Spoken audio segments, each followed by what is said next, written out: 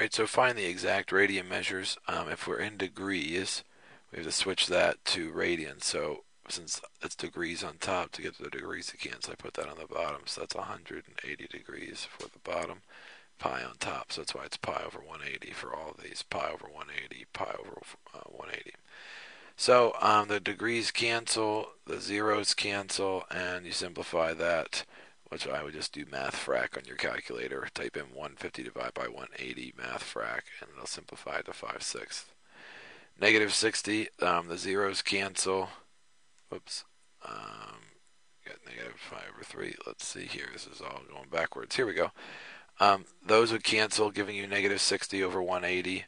The zeros cancel. 6 divided by 18 is a third, which is why there's a 3 on the bottom, and that negative's there, so that's why it's negative pi over 3. And down here it says 630 degrees times pi over 180. So you get 630 pi over 180. Those cancel out. 16 divided by 18 is 7/2 when you simplify that. So I'll find the degrees now, because pi is on top, pi is going to be on the bottom to get them to cancel out. So it's 180 degrees on top and pi on the bottom. The pi's cancel out, so you get 2 times 180, which is 360 over 3, which gives you 120 degrees. Negative 7 pi over 2, I put pi down here, 180 on top.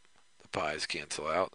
7 times 180 is 1260 divided by 2, and that negative's there. So it's negative 630 degrees. And pi over 16, so it's pi over 180. Those cancel out, giving you 180 over 16, which is 11.25 degrees. Find the length and the area of a sector.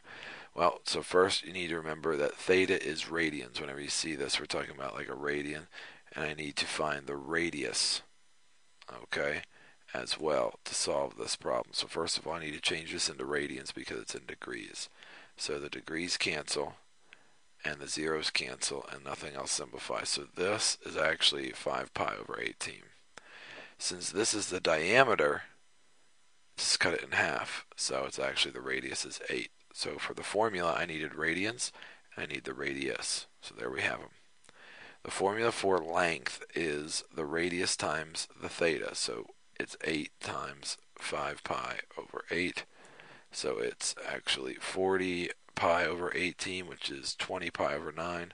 So it's about 6.98 is the length. To find the area is 1/2 times the radius, which is 8 squared times 5 pi over 18.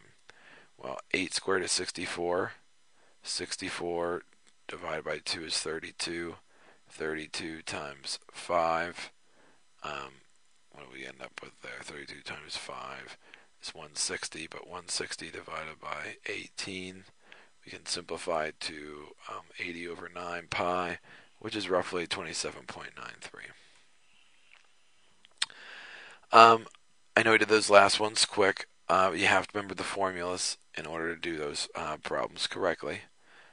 For angle and radian measures, the key there is to remember that the degree, if I go to a degree, it needs to be a radian, and you need the radius. So you need the radius and radians to solve the area and the length for circles.